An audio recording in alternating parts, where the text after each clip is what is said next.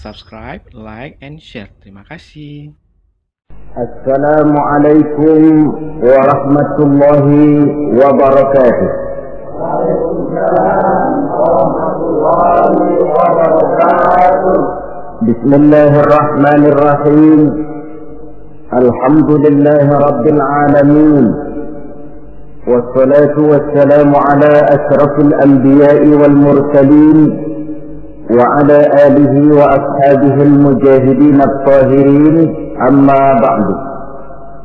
Saudara-saudara kaum muslimin rahimakumullah.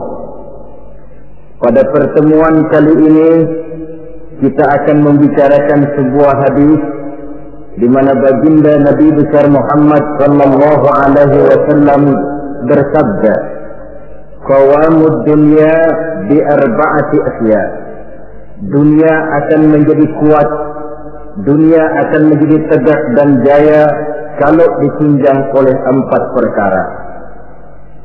Jadi kalau desa yang kita diami ini ingin menjadi desa yang kuat, jikalau kota yang kita tinggali ini ingin menjadi kota yang kuat, bahkan jikalau negara yang kita cintai ini ingin menjadi negara yang kuat, maka di dalamnya harus ada 4 perkara, 4 pilar-pilar utama yang menunjang tegak dan jayanya suatu negara.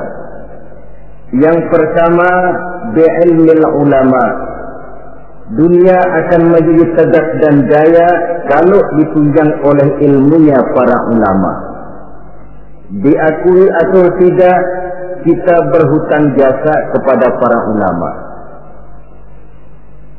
Kita belum pernah bertemu dengan baginda Rasul, belum pernah pula mendengar beliau membacakan wahyu.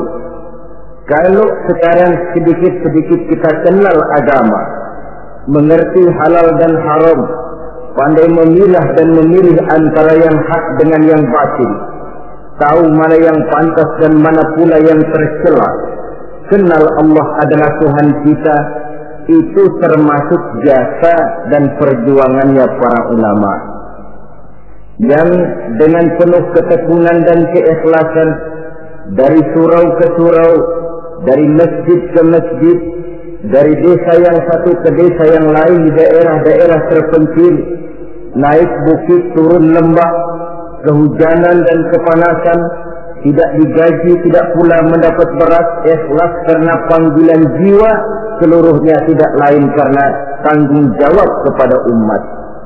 Maka ulama adalah penerus risalah. Lebih dari sekedar penerus risalah, ulama adalah pewaris para nabi. Bersabda Rasulullah sallallahu alaihi wasallam, "Al-ulama'u masabihul ardi wa khulafa'ul anbiya'i wa warathatul anbiya."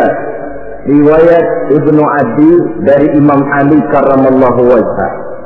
Artinya, para ulama adalah lampu yang menerangi bumi ini. Para ulama adalah pengganti para nabi-nabi. Para ulama adalah warisanku dan para ulama adalah warisan para nabi-nabi. Saudara-saudara sekalian rahimakumullah, alangkah tingginya martabat ini, alangkah luhur dan mulianya jabatan ini. Para ulama adalah pewaris para nabi. Tetapi jabatan yang tinggi, mulia dan luhur ini bukanlah satu jabatan yang tanpa resiko. Karena kalau ulama adalah pewaris para nabi, kita tahu dari sejarah kehidupan para nabi-nabi terdahulu, tidak ada seorang nabi pun yang perjalanannya dalam mengembangkan risalah lurus dan bertabur bunga di kanan kirinya. Mereka menghadapi berbagai macam rintangan, halangan, fitnahan dan sebagainya dalam rangka menegakkan risalah. Maka kalau ulama adalah pewaris para nabi-nabi, mereka juga harus berani dan bisa mewarisi sifat yang dipunyai oleh para nabi-nabi terdahulu dalam mengemban misi risalahnya. Kita tahu dari sejarah misalnya, Nabi Zakaria dibunuh oleh karena tidak mau menghalalkan perkara yang telah diharamkan oleh Allah Subhanahu wa taala ketika dipaksakan oleh rajanya. Nabi Ayub alaihi salam dikucilkan oleh umatnya karena dianggap mengidap penyakit menular. Nabi Yusuf alaihi salam 9 tahun mendekam di dalam penjara karena tidak mau mengikuti bujuk rayu istri seorang pejabat tinggi. Nabi Ibrahim alaihi salam dibakar di tengah kobaran api yang menggunung karena tegak melaksanakan tugas risalahnya. Dan masih banyak lagi kisah-kisah para nabi yang lain yang merupakan cerminan betapa berat tugas mengemban risalah ini. Kalau para ulama adalah ahli waris Nabi, mereka harus berani korban nyawa seperti halnya Nabi Zakaria. Mereka harus siap dikucilkan oleh umatnya seperti halnya Nabi Ayub. Mereka harus siap mendekam dalam penjara seperti Nabi Yusuf. Dan kalau perlu, mereka harus siap dibakar untuk tegaknya suatu risalah seperti halnya Nabi Allah Ibrahim alaihi salam. Jangan cuma sekedar bangga dengan gelar pewaris para nabi, tetapi akhlak dan perjuangan, tuntunan dan perbuatan malah bertentangan dengan apa yang dicontohkan oleh para nabi. Ini namanya ahli waris gadungan, atau cuma sekedar ngaku saja sebagai ahli waris, tetapi sama sekali tidak menjaga apa yang telah diwariskan oleh para anbiya tadi.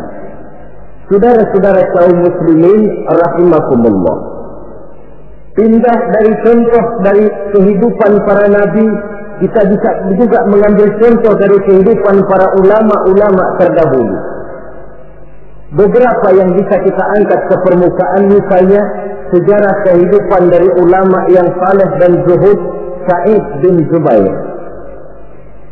Ketika ia ditangkap oleh Hajjaj bin Yusuf yang menjadi gubernur di Irak ketika itu, Sa'id bin Zubair ini dituduh sebagai orang yang anti kepada dinasti Umayyah. Maka dia pun disidang oleh Raja Gubernur Hajjaj bin Yusuf ini. Sa'id bin Zubair sebagai ulama yang teguh pendirian ditanya oleh Hajjaj bin Yusuf, namamu siapa? Sa'id bin Zubair. Tidak, kata Hajjaj, namamu bukan Sa'id bin Zubair, tapi namamu Sa'id bin Qusair. Dibaliknya nama itu, Sa'id bin Zubair artinya si bahagia, anak si teguh. Kalau Sa'id bin Qusair artinya si sempit bin si pecah. Kata Hajjaj bin Yusuf, celaka benar orang tuamu yang telah memberikan nama seperti itu kepadamu. Yang menentukan celaka dan bahagia seseorang itu cuma Allah, kata Sa'id bin Zubair. Diam kamu, kata Hajjaj bin Yusuf, nanti saya lemparkan kamu ke neraka. Kalau memang kamu yang punya neraka, sudah sejak lama engkau saya jadikan Tuhan, kata Sa'id bin Zubair. Menurut pendapatmu, Imam Ali di surga atau neraka? Kata Hajjaj bin Yusuf, cuma Allah yang menentukan seseorang di surga atau neraka, jawab Sa'id bin Zubair. Menurut pendapatmu, khalifah yang 4 itu mana yang paling baik? Semuanya baik. Saya menghormati orang-orang saleh yang benar-benar bertakwa kepada Allah Subhanahu wa ta'ala. Merasa dengan cara kasar, Hajjaj bin Yusuf tidak sanggup mengubah prinsip dan pendirian Sa'id bin Zubair, dirubahnya dengan cara yang halus. Ditawarkannya lah emas, intan dan berlian untuk Sa'id bin Zubair. Apa jawaban Sa'id? Hai Hajjaj bin Yusuf, apakah harta benda yang engkau berikan kepada saya, emas, intan, berlian yang banyak ini, akan bisa menolak kesengsaraan akhirat?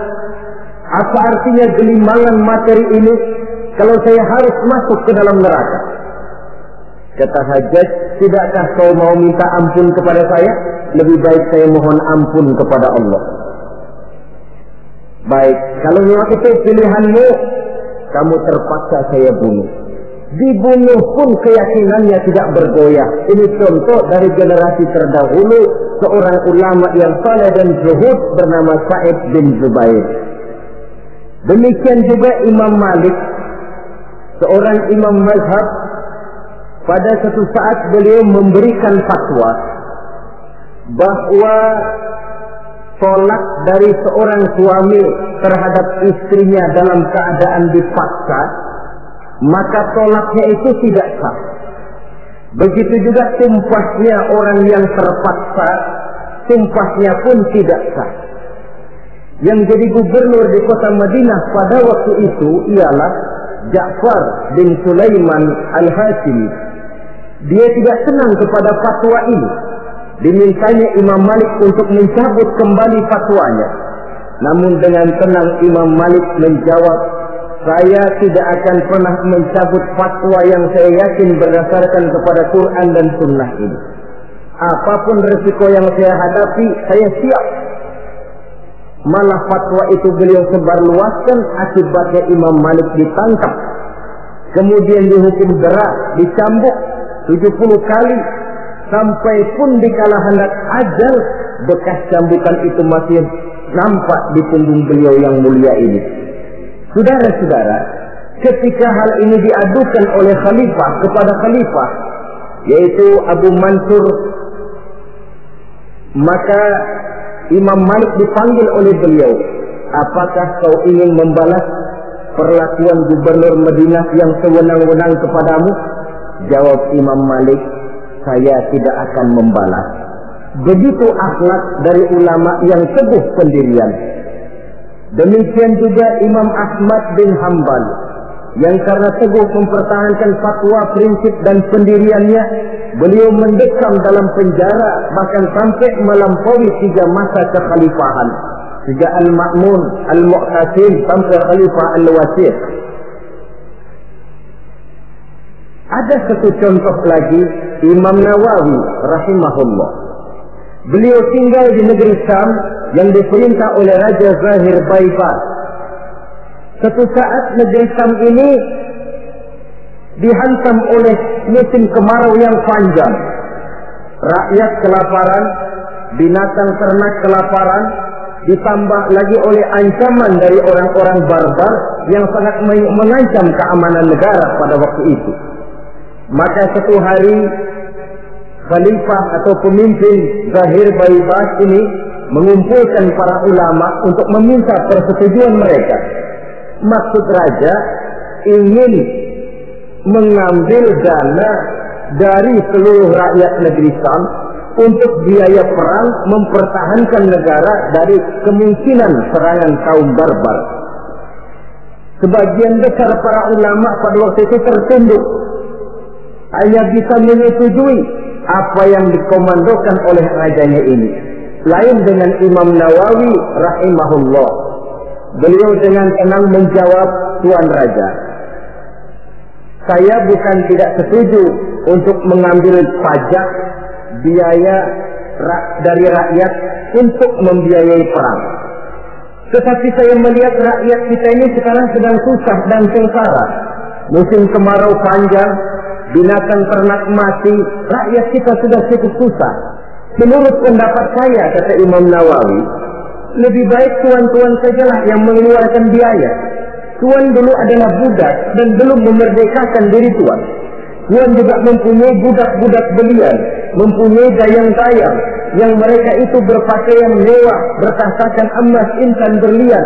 Daripada rakyat kecil yang kita peras, Tuan Raja, lebih baik anggota kerajaan saja yang sudah cukup menikmati kekayaan, rakyat yang sudah kadung sengsara, jangan ditambah lagi kesengsaraannya. Raja tentu melotot. Kata raja, Tuan Imam, tidak pantas Tuan bicara macam itu di majlis ini. Kalau Tuan anggap saya tidak pantas bicara semacam itu, ketahuilah, lebih tidak pantas lagi saya ikut memberikan fatwa untuk memeras rakyat yang memang sudah miskin. Kalau begitu keluar saja kamu dari sini. Baik, keluar Imam Nawawi dari kota Damaskus, pulang kembali ke desa beliau, satu desa kecil bernama Nawa, sehingga beliau disebut Nawawi karena kelahiran kota Nawa itu. Setelah Imam Nawawi kembali ke kota Nawa ini, para ulama-ulama yang tadi kagum dengan pendirian imam yang teguh ini, mereka beramai-ramai datang menghadap raja. Tuan Raja, sebaiknya Imam Nawawi jangan diusir. Sebaiknya minta beliau kembali tinggal ke Damaskus, di Damaskus, karena beliau tempat kami bertanya, beliau tempat kami mengadu, beliau pergi kami merasa kehilangan sekali. Raja yang memang marahnya sudah reda-reda, akhirnya membentuk satu panitia, memanggil kembali Imam Nawawi masuk ke kota Damaskus dengan segala kebesaran akan disambut. Apa jawab Imam Nawawi? Selama Raja Zahir Baibas masih tinggal di kota Damaskus, saya tidak akan pernah masuk ke kota Damaskus. Kalau dia sudah keluar dari sana, saya akan baru masuk ke kota Damaskus. Ini satu contoh dari ulama yang teguh memegang prinsip dan pendirian. Demikian juga halnya nasib yang menimpa Ibnu Taimiyah, yang mendekam dan meninggal dalam penjara. Nasib Abdul Qadir Audah, Sayyid Qutb, Hasan Al-Banna, ada yang meninggal dalam penjara, ada yang gugur di tiang gantungan, seluruhnya tidak lebih karena membela dan mempertahankan satu prinsip, keyakinan dan pendirian. Inilah sikap mental dari yang namanya pewaris para anbiya. Jadi jangan cuma tergoda dengan satu kebesaran tapi tidak mengerti apa makna kebesaran yang kita sandang itu. Saudara-saudara kaum muslimin rahimakumullah. Dengan demikian, maka ulama memang ahli waris para nabi. Tetapi di antara para ahli waris ini, ada yang teguh dan kuat menjaga warisan, ada yang tidak tahan godaan untuk menjaga warisan. Rasul wafat seolah-olah beliau berkata, "Hai para ulama, aku meninggalkan kamu semua. Aku tidak tinggalkan emas dan berlian. Aku tidak tinggalkan kebun dan pabrik. Aku tinggalkan Islam kepadamu. Engkau adalah ahli warisku. Jagalah Islam ini baik-baik." Tinggallah para ulama yang menjadi ahli waris Nabi. Ada di antara mereka yang teguh menjaga warisan. Walaupun lapar, walaupun haus, walaupun hidup serba miskin, mereka tidak akan pernah menjual warisan. Ulama inilah yang merupakan pewaris yang perlu kita ikuti. Walaupun seperti yang disabdakan Nabi, "Sayati ala ummati zamanun al-qabidu ala dinihi kal-qabid ala jamrah." Akan datang satu zaman di tengah umatku, di mana pada zaman itu orang yang kuat dan teguh memegang agama seperti memegang bara di tangan. Dipegang, tangan terbakar, dilepas bara terbuang. Ulama yang teguh menjaga warisan Nabi tidak goyah prinsip keyakinan dan pendiriannya bagaimanapun panasnya dia memegang agama. Sebaliknya di pihak lain ada juga para ulama yang setelah diwariskan Islam oleh Nabi ini, mereka tidak tahan penderitaan, mereka tidak tahan lapar, mereka tidak tahan haus. Daripada tidak punya apa-apa, kan lebih baik punya apa-apa. Daripada kelaparan, kan lebih baik kenyang. Ini ada warisan Nabi bernama Islam, jual saja warisan ini. Maka dijualnya warisan tadi. Turunlah dia dari pewaris Nabi menjadi bekas pewaris dari para nabi-nabi.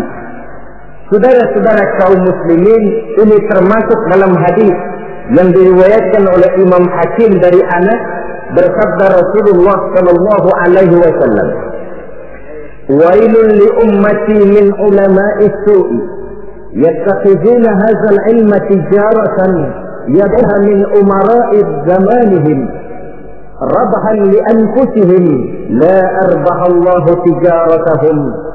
Celakalah umatku akibat tingkah laku ulama-ulama yang jahat. Kenapa?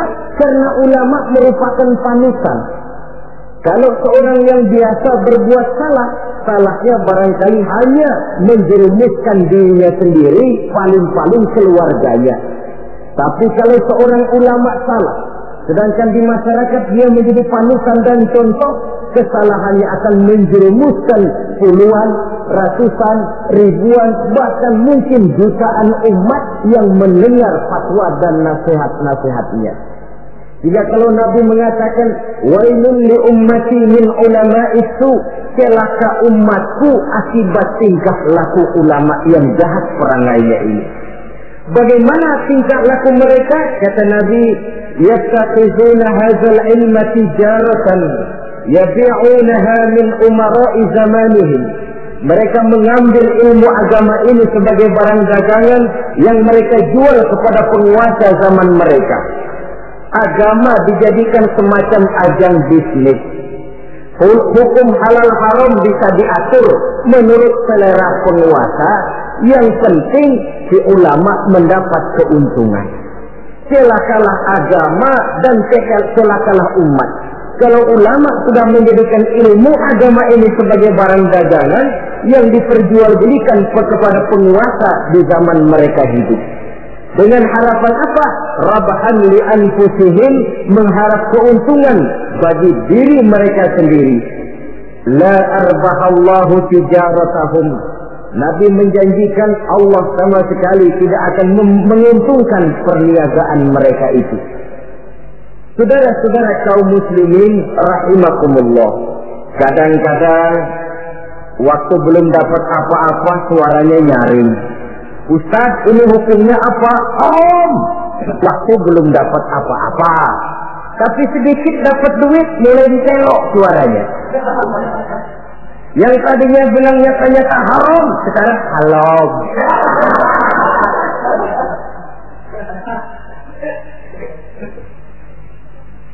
Karena itu dalam Islam, kita ini bukan diperintah untuk berkata keras, tetapi diperintah untuk berkata benar.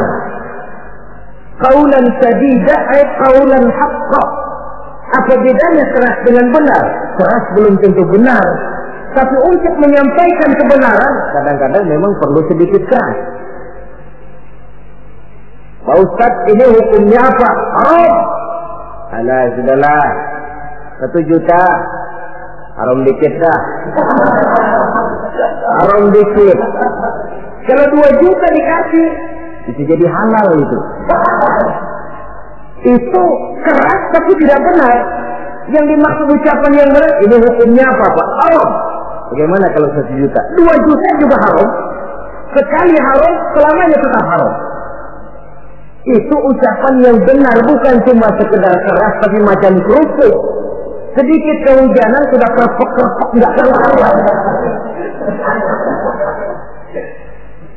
Saudara-saudara kaum muslimin rahimakumullah, karena ulama adalah penerus risalah, karena ulama adalah pewaris para nabi, maka kesalahan para ulama mempunyai dampak dan resiko yang sangat besar, sebab kesalahan itu akan diikuti oleh umat.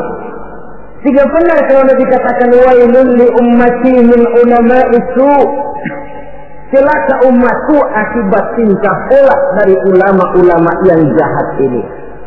Malu kita kalau bercermin dari kepribadian macam ulama Sa'id bin Jubair. Malu kita kalau mencontoh kepada Imam Malik, kepada Imam Ahmad bin Hanbal, kepada Imam Nawawi. Maka membaca sejarahnya Ibnu Taimiyah, Abdul Qadir Audah, Sayyid Qutb, Hasan al-Banna, dan para ulama-ulama terdahulu yang mereka menghadapi dinding penjara, mereka menghadapi caci maki dan pengusilan, bahkan mereka menghadapi tiang gantungan karena teguh mempertahankan keyakinan dari agama yang dianutnya ini.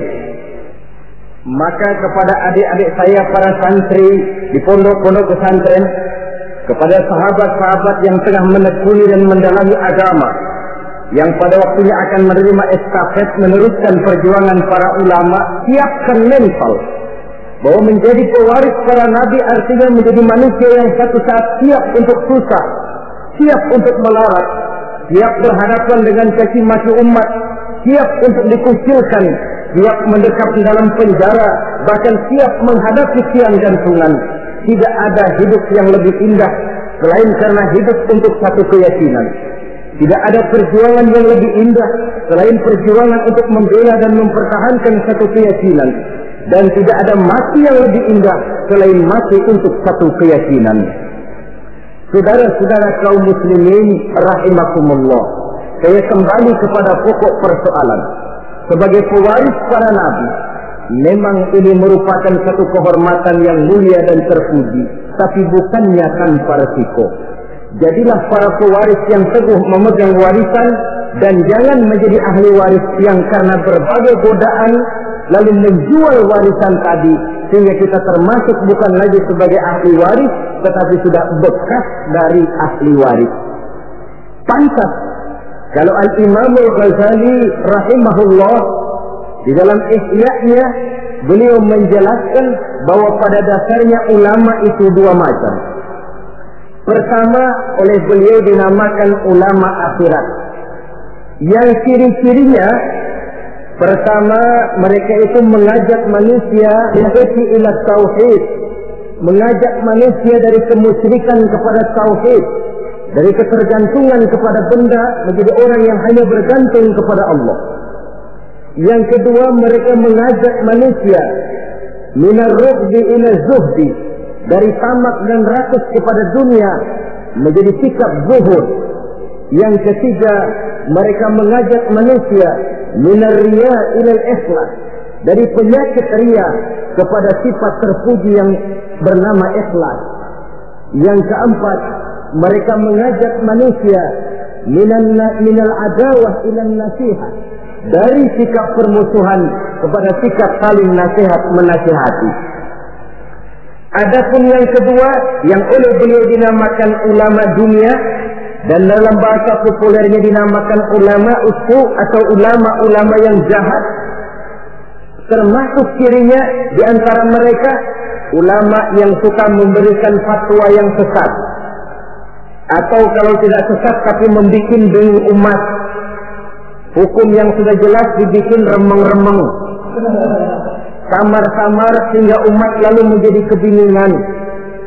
Atau ulama yang suka menyebarkan fitnah, jual muka, jilat sana, jilat sini untuk mendapatkan kedudukan. Kemudian juga termasuk penjilat dan bermoral rendah, selalu kasak kusuk mengejar kedudukan, kalau perlu menggunting dalam lipatan, menjegal kawan seiring, tidak jadi soal asal dia bisa naik ke atas. Karena itu, sungguh pun kita diperintahkan untuk mengikuti ulama. Marilah mengikuti ulama yang benar-benar teguh menjaga dan memelihara warisan dari para nabi ini. Dengan begitu, maka kita sudah berpegang kepada pesan Allah Subhanahu wa taala dalam Al-Qur'an, "Fa in tanaza'tum fi shay'in farudduhu ila Allah wa rasulih." Apabila kamu berbeda pendapat tentang suatu hal, kembalikan kepada Allah dan Rasulnya. Artinya, kembalikan kepada Quran dan Sunnah. Maksudnya, kembalikan kepada orang yang mengerti tentang Quran dan Sunnah, yaitu para ulama. Dalam bentuk yang lebih tegas Allah katakan, "Fas'alu ahla dzikri in kuntum la ta'lamun." Apabila kamu memang tidak mengetahui, maka bertanyalah kepada mereka yang tahu. Termasuk dalam masalah-masalah agama, ulama lah tempat kita bertanya.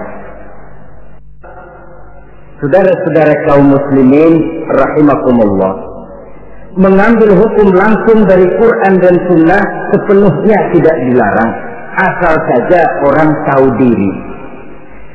Tahu diri macam mana? Kalau saudara dari Jakarta akan berangkat ke Surabaya, mobil punya, mesin ngerti, SIM STN komplit, peraturan lalu lintas tahu, jalanan Jakarta Surabaya pun hafal, silahkanlah berangkat sendiri, insya Allah selamat. Tapi kalau saudara mobil saja tidak punya, peraturan lalu lintas pun tidak tahu, jalanan Jakarta ke Surabaya lewat mana saudara sepenuhnya juga tidak tahu, saya yakin lebih aman kalau saudara naik kereta. Ikut masinis yang memang Jakarta Surabaya sudah jalanannya tiap hari. Itu sebabnya seorang ulama besar macam Imam Nawawi rahimahullah, ketika satu hari seorang santrinya datang, kata santrinya ini, "Kenapa? Tuan ini allamah, bahrul ulum, lautan ilmu, hafaz Quran, hafaz ribuan hadis, mengarang kitab-kitab besar. Kenapa tidak bikin mazhab sendiri saja?" Imam Nawawi dengan penuh tawadhu menjawab, "Maaf, saya lebih aman ikut kepada Imam Syafi'i." yang hafaz Quran, yang hafaz ribuan hadis, yang mengarang kitab-kitab besar, masih merasa dirinya lebih aman mengikuti Imam Syafi'i. Ini akhlak. Saya khawatir kalau saudara tidak tahu jalanan Jakarta Surabaya, lalu berangkat sendiri, kemungkinan sesatnya 80%. Mau berangkat ke Surabaya, tahu-tahu jebulnya bisa di Gunung Kidul. Kalau cuma sekedar saudara yang sesat, barangkali resikonya pribadi. Tapi untuk menyesatkan orang, inilah yang jadi masalah. Kita di awal tadi saya katakan belum pernah bertemu Rasul. Kalau saya ditanya orang, Dara Zainuddin, kau sholat menurut cara apa? Saya jawab cara yang diajarkan oleh guru saya. Gurunya, ya dari gurunya. Gurunya dari gurunya lagi. Terus sambung menyambung sampai kepada Imam Syafi'i. Imam Syafi'i dari mana? Dari gurunya. Imam Malik atau Imam Waqi'. Imam Malik dari gurunya, dari gurunya, dari gurunya sampai kepada tabi'ut tabi'in. Tabi'ut tabi'in tentu dari tabi'in. Tabi'in tentu dari sahabat. Sahabat dari Nabi. Nabi dari Jibril. Jibril dari Allah Subhanahu wa ta'ala. Pengkolnya sih tetap di sana. Cuma sambung menyambung secara mutawatir sampai kepada kita sekarang ini. Ayat Quran elastis. Dibawa kemanapun dia mau, tergantung niat baik dari orang yang mentafsirkannya. Kalau dia ditafsirkan oleh orang yang tidak memenuhi persyaratan untuk menafsirkannya, bukan mustahil terjadi manipulasi ayat untuk kepentingan pribadi. Inilah yang tidak diinginkan dan inilah yang dikhawatirkan. Oleh karenanya, ulama merupakan ahli waris dari para nabi dan kita menjadi ulama yang benar-benar teguh menjaga dan memegang warisan tadi. Tetapi kalau warisannya sudah tidak ada lagi, maka tidak usah mengikuti yang semacam itu. Ini pernah disabdakan oleh Rasulullah Sallallahu Alaihi Wasallam dalam hadis yang diriwayatkan oleh Imam Baihaqi. Beliau bersabda, "Yusifu an ya'ti 'ala an-nasi zamanun la yabqa min al-Islam illa ismuh, wa la yabqa min al-Qur'an illa rasmuh. Masajiduhum 'amiratun wa hiya kharabun min al-huda. Ulama'uhum sarun man tahta adini as-sama' min 'indihim takhrujul fitan wa fihim ta'udu." Pada satu saat kata Nabi, akan datang di tengah masyarakat manusia, di mana pada zaman itu la yabqa minal Islam illa ismuh. Akan datang satu masa di mana pada masa itu Islam ada, tapi cuma sekedar tinggal namanya saja. Islam ada, tapi cuma tinggal nama saja. Bahasa Jermannya nama doang. Tapi ajaran Islam tidak pernah nyata dalam kehidupan sehari-hari. Nama Islam, perbuatan tidak Islam lagi. Kadang-kadang namanya Muhammad Mukmin, perbuatannya nyolong ayam. Islam ada, tapi cuma sekedar tinggal nama saja. Wala yabqa minal Qur'an illa rasmuh. Quran pun ada, tapi cuma sekedar tulisannya saja. Ada Quran, tapi cuma tulisan. Paling banter di musabakoh kan? Ya masih lumayan lah. Tapi kan yang lebih penting sebenarnya adalah bagaimana mengusahakan musabakoh pengamalan ajaran Quran. Masajiduhum 'amiratun. Masjidnya megah, masjidnya mentereng, masjidnya mewah. Wahia kharabun minal huda, tapi kosong dari hidayah. Masjid tidak lebih seperti museum, besar, anggun, tapi sepi, tempat menyimpan benda-benda kuno. Itu nasib masjid di zaman itu, di mana Islam cuma tinggal nama, Quran cuma tinggal tulisan. Masjid besar, tapi ajaran Islam tidak terpancar dari sana. Masjid yang besar nasibnya bak museum saja. Tidak lagi berfungsi seperti masjid di zaman Rasul. Di zaman baginda Rasul, di masjid beliau mengajar umat, di masjid beliau bermusyawarah, Di masjid beliau mengatur negara. Di masjid beliau mengatur strategi perang. Masjid merupakan pusat kegiatan umat. Suatu zaman nanti kata Nabi akan datang di mana masjid ada, besar, megah, dibangun dengan biaya besar, tapi kosong dari hidayah, tidak ada lagi nur ilahi yang terpancar di dalamnya. Na'udzubillah. Di zaman itu ulama'uhum syarrun man tahta adimis sama. Ulama-ulama mereka adalah yang terjahat yang ada di bawah kolong langit ini.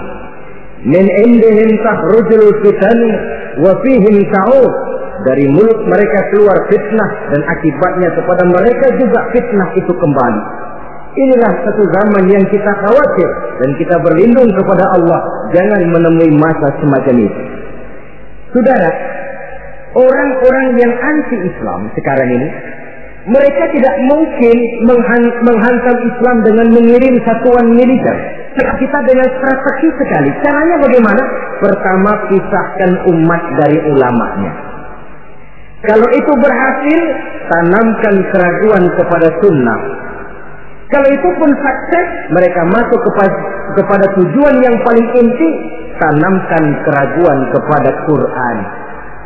Disadari atau tidak, diakui atau tidak, tiga sistematik ini secara bertahap mulai diterapkan orang di tengah kehidupan kita. Mau hancurkan Islam, pertama, pisahkan umat dari ulama. Kalau umat sudah berpisah dari ulama, sama saja istilah yang banyak disampaikan orang, macan sudah dipisah dari hutan. Padahal ulama dengan umat persis hutan dengan macan. Macan tidak bisa pisah dengan hutan, hutan pun tidak bisa ditinggalkan macan. Kenapa? Saudara lihat saja, kalau hutan sudah ditinggalkan oleh macan, maka biasanya hutan yang tidak ada macannya tidak jadi hutan yang serem, disembarangi orang. Datang petani nebang pohon seenaknya. Kenapa kok berani? Hutannya nggak ada macannya. Datang kambing buang najis seenaknya. Kok berani? Hutannya nggak ada macannya. Datang badak nyeruduk seenaknya. Kok berani? Hutan tidak ada macannya. Maka satu desa, satu kampung, satu kota, kalau tidak ada ulamanya, biasanya disembarangi orang. Apa saja mudah masuk ke desa, ke kota, ke kampung yang tidak ada ulama dan tidak ada pengajian di sana. Datang ingkar sunnah masuk. Datang Islam jamaah masuk. Datang Islam sejati masuk. Datang pikiran yang merusak Islam pun masuk. Kenapa? Hutan tidak ada macannya, disembarangi orang. Sebaliknya pun, macan juga kalau sudah tidak tinggal di dalam hutan, biasanya akan jadi tontonan. Macan yang tidak tinggal di hutan, hilang seremnya. Orang nggak takut. Coba lihat di kebun binatang atau di taman safari. Itulah nasib macan yang sudah keluar dari hutan. Jadi tontonan orang. Bahkan anak kecil berani melihat dari dekat, nunjuk lagi. Macan lucu ya. Lucu katanya. Ya Allah. Jadi macan kalau sudah meninggalkan hutan, macan lucu. Ini ulama kiai kalau sudah meninggalkan jamaahnya, meninggalkan pesantren, meninggalkan masjid, meninggalkan umat, kiai lucu. Maka macan harus jaga hutan. Tapi hutan pun harus tahu apa kebutuhan macan. Jangan cuma macan saja disuruh jaga hutan, tapi hutannya pelit, tidak mau memberi makan kepada macan, loyo macannya. Kita cuma mengharap ulama berjuang habis-habisan. Tapi kita sebagai umat ini kadang-kadang cuma memerlukan ulama di waktu dia sehat. Sakitnya kita tidak mau tahu. Kita memerlukan ulama dikala dia segar, penderitaannya kita tutup mata. Bahkan lebih celaka, maaf loh ya, kita lebih menghargai burung beo daripada kiai. Contoh kecil, burung beo bisa ngomong dikit saja, Assalamualaikum. Assalamualaikum. 1 juta dibeli orang.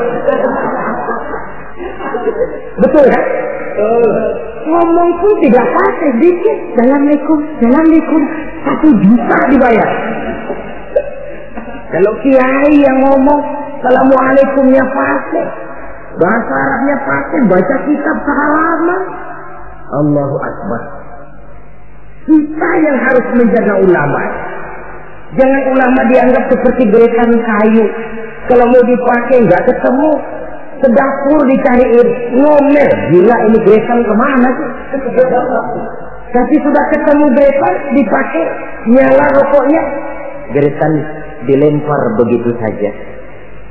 Harus kayak gerakan gas dong. Habis pakai simpen yang rapi, bensinnya gasnya habis diisiin. Kita yang berkewajiban menjaga ulama. Ulama tidak minta dihargai, kewajiban kita menghargai ulama. Ulama tidak minta dihormati, tugas kita menghormati ulama. Saudara-saudara kaum muslimin rahimakumullah. Jadi tahap pertama, pisahkan umat dari ulama. Kalau ini berhasil, mereka masuk kepada ronde yang kedua, tanamkan keraguan kepada sunnah. Sebenarnya bukan cuma ulama yang manusia, Nabi juga manusia. Sebagai manusia kan beliau bisa saja salah, dan ternyata hadis banyak yang palsu. Yang otentik cuma Quran, selebihnya adalah sejarah. Karena itu Quran saja, sunnah tidak ada. Dan ingkar sunnah ini bukan soal baru. Di akhir Khawarij, masa Khawarij sudah ada orang-orang yang ingkar sunnah. Sama saja dengan orang yang ibu jari, jempolnya ini luka, lalu berpikir daripada jempol luka, lebih baik tangan kita ini dipotong saja, nanti kan jempolnya nggak sakit. Memang jempolnya nggak sakit, kenapa? Sebab nggak punya tangan. Kalau toh hadis memang ada yang palsu, kenapa tidak yang palsu itu saja yang disingkirkan? Kan masih banyak hadis yang sahih, hasan, dan lain sebagainya. Itu perlunya ilmu mustalahul hadis. Saudara-saudara kaum muslimin rahimakumullah. Kalau ini pun berhasil, mereka akan masuk kepada yang paling target utama, menanamkan keraguan kepada Al-Quranul Karim. Ini Quran lahir 14 abad yang lalu dan berhasil menjawab tantangan zaman itu.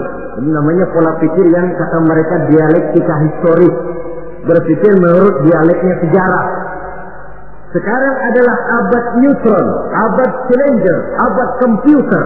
Masih mampukah Quran yang lahir di zaman onta menjawab tantangan zaman ini? Ditanamkan keraguan kepada sunnah. Mereka cari ayat-ayat, spesialisnya mencari ayat-ayat untuk menghantam kelemahan kita itu sendiri. Saudara-saudara, sistematiknya begitu. Dipisahkan kita dari ulama, ditanamkan keraguan kepada sunnah, dan klimaks paling puncak ditanamkan keraguan kepada Al-Quranul Karim. Nah, masalahnya sekarang tentang kita dan ulama.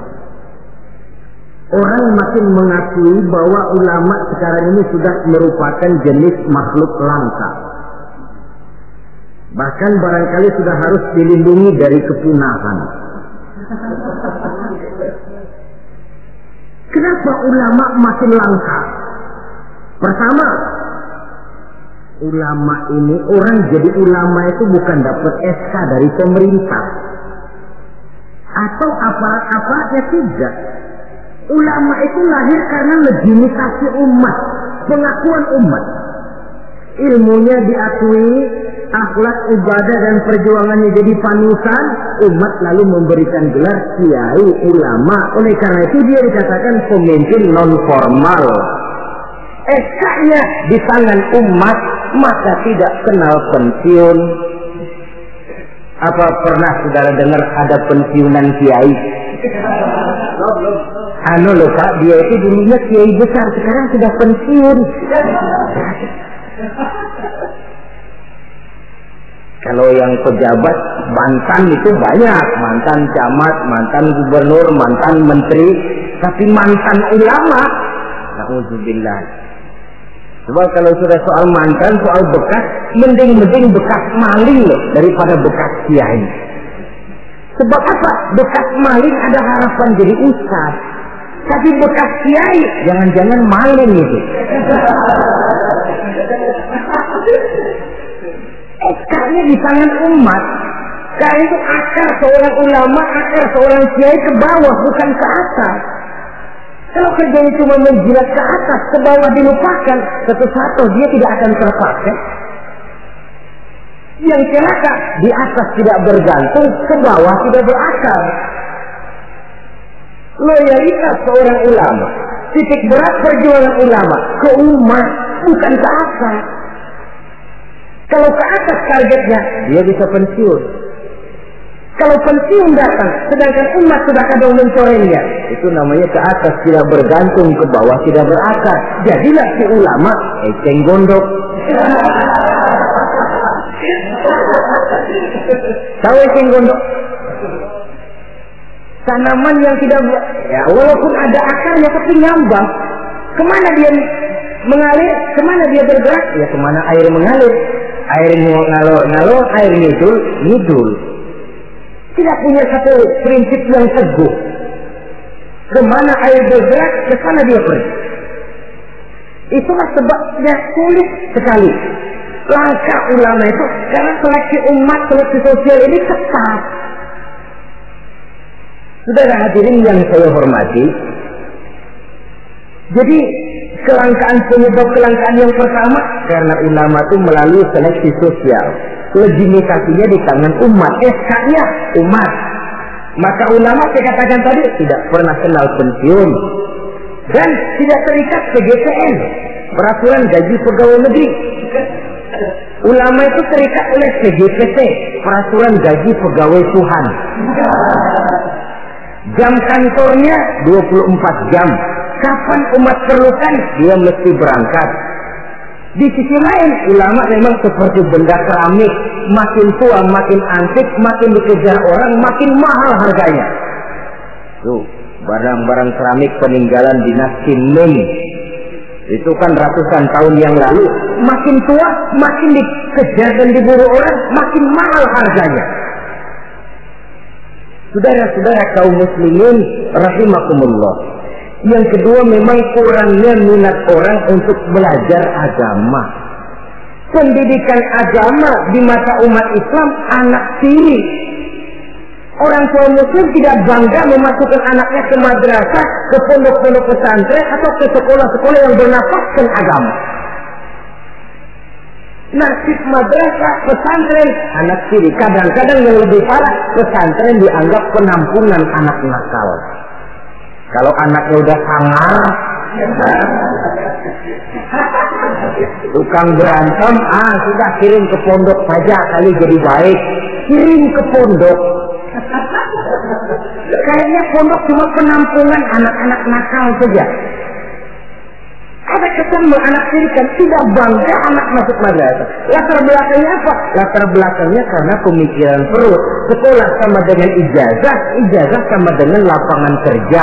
Kalau tidak jadi pegawai negeri, mati. Pola pemikiran perut. Timbul masalah. Kalau anak masuk pesantren, apa nanti bisa masuk kerja di Pertamina? Apa kalau masuk sanawiyah nanti bisa diterima di Departemen Keuangan? Pola pemikiran perut. Kadang-kadang orang tua muslim itu masukkan anak ke madrasah biasanya alternatif terakhir. Kalau sekolah umum di sana sudah tidak terima, sekolah sana penuh, sekolah sini tutup, baru ke madrasah. Itu pun nggak bangga. Ditanya temannya, anaknya sekolah di mana Pak? Anak saya mah daripada nggak sekolah. Coba lihat, daripada nggak sekolah katanya. Habis dimasukin kemana? Saya masukin ke madrasah.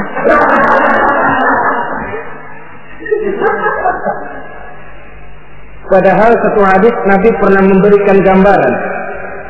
Inna Allah la yaqbidul ilma intiza'an yantazi'uhu min suduril ibad, walakin yaqbidul ilma biqabdil ulama. Allah Subhanahu wa ta'ala menarik ilmu pengetahuan tidak dengan mencabutnya dari hati seorang hamba, tapi Allah menarik ilmu pengetahuan dengan jalan mewafatkan ulama. Dan kenyataan mengajarkan kalau lurah mati, hari ini dia mati, besok naik gantinya. Camat meninggal, lusa dilantik gantinya. Jenderal wafat, tahun depan minggu depan naik gantinya. Tapi kalau sudah kiai wafat, ulama meninggal, 5, 10, 15, 20 tahun yang akan datang, belum tentu akan muncul gantinya. Saudara-saudara kaum muslimin rahimakumullah, dua penyebab ini yang menyebabkan langkahnya ulama. Di antara yang langka itu pun lebih langka lagi yang teguh dan kuat memegang warisan. Oleh karenanya kita mempunyai pengharapan yang besar. Apalagi seorang ulama tidak mutlak harus muncul dari pondok pesantren. Mungkin saja dari perguruan tinggi umum yang diimbangi dengan mengaji, mendalami kitab-kitab agama dari ulama-ulama terkemuka, sehingga dia bisa memadukan antara kemampuan intelektualnya dengan bimbingan keagamaan, berpadu nur ilahi dengan kemajuan sains, menjadi teknokrat yang berjiwa agama dan berilmu agama. Saudara-saudara kaum muslimin rahimakumullah, sama saja saudara punya gelas satu lotin, 2 hari sekali pecah satu, lama-lama kan habis. Saudara tidak usah bingung kalau pabriknya mesti terus bikin gelas. Sebaliknya, saudara punya gelas satu gudang, 1 hari sekali pecah satu, lama-lama habis kan. Pabriknya sudah kadang berhenti bikin gelas. Begitu gelas saudara habis, pabriknya berhenti bikin gelas. Kira-kira di mana kita minum? Bisa pakai tangan, bisa dibatok, bisa pakai daun lah. Ulama wafat, kita sedih, tapi tidak usah bingung kalau pabrik yang bikin ulama itu masih jalan terus. Apakah itu majelis taklim, pondok-pondok pesantren, pembinaan keagamaan secara intensif, karena memang makin ke depan tantangan ini makin tidak ringan. Diperlukan ulama-ulama yang sanggup menjawab tantangan zamannya, karena menyampaikan Islam berarti memberikan jawaban Islam terhadap masalah-masalah kehidupan. Saudara-saudara kaum muslimin rahimakumullah, sebuah riwayat ingin saya sampaikan menutup uraian yang singkat ini. Di zaman Bani Israel hiduplah 7 orang ulama yang masih muda-muda. 7 orang ulama yang masih muda ini mereka teguh dan kuat memegang agamanya, walaupun mereka tinggal di masa pemerintahan yang zalim dan memusuhi mereka. Mereka tidak goyah barang sedikit pun. Kemana ulama yang 7 orang ini pergi dakwah, mereka dicaci maki, dikejar-kejar, difitnah. Nah, ulama yang 7 orang ini diikuti dengan setia oleh seekor anjing. Kemana ulama yang 7 pergi dakwah, anjing ikut. Ulama yang 7 orang dikejar-kejar, anjing diuber-uber. Ulama yang 7 orang dicaci maki, anjing diomelin. Ulama yang 7 orang dilontari dengan batu, anjing pun disambitin dengan batu sampai patah kaki depannya si anjing karena setia mengikuti ulama yang 7 orang itu. Akhirnya 7 orang ulama dan seekor anjing ini mereka uzlah, sembunyi dan nyepi dalam sebuah gua. Mereka tidur di dalam gua itu 309 tahun lamanya, yang dikenal dalam Al-Quran dengan peristiwa Ashabul Kahfi.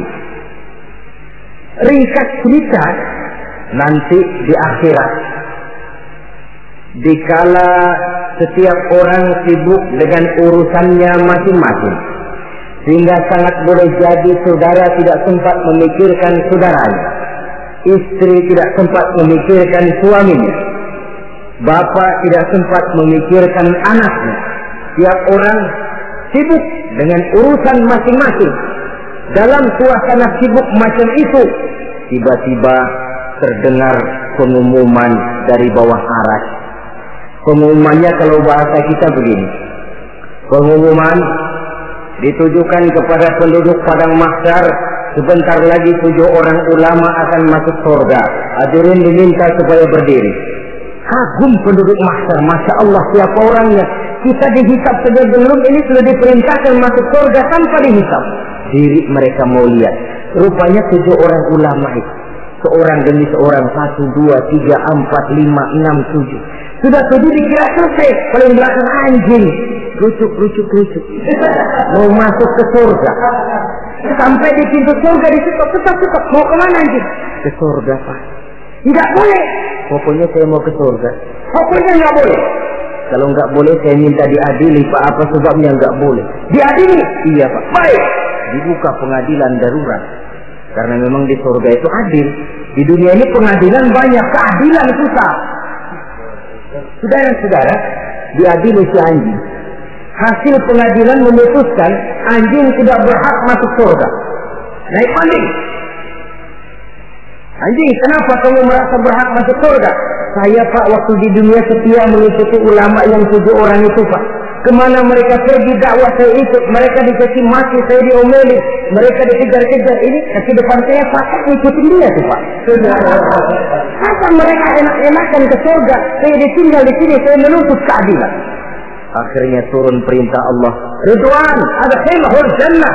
Ridwan, masukkan si anjing ke dalam surga. Perintah dari Allah. Jadi di antara binatang yang masuk surga itu nanti, selain ontaknya Nabi Soleh, semutnya Nabi Sulaiman, hudhudnya Sulaiman, termasuk anjingnya Ashabul Kahfi. Logikanya, kalau anjing saja setia ikut ulama bisa sampai ke surga. Boya masa iya manusia ikut ulama tidak masuk surga? Oke. Asal ikutnya betul-betul ikut, yang diikuti betul-betul ulama. Kalau ikutnya ikut-ikutan, yang diikuti pun ulama-ulamaan, saya takut nanti dapat surga-surgaan. Saudara-saudara kaum muslimin rahimakumullah, itulah sebabnya di tengah keawaman kita ini yang pengetahuan yang serba terbatas, kita perlu mengikuti ulama yang benar-benar pewaris para anbiya. Inilah saja, insya Allah pada pertemuan berikutnya akan kita bicarakan pilar yang kedua. Terima kasih atas perhatian, mohon maaf atas segala kekurangan. Wassalamualaikum warahmatullahi wabarakatuh. Waalaikumsalam warahmatullahi wabarakatuh.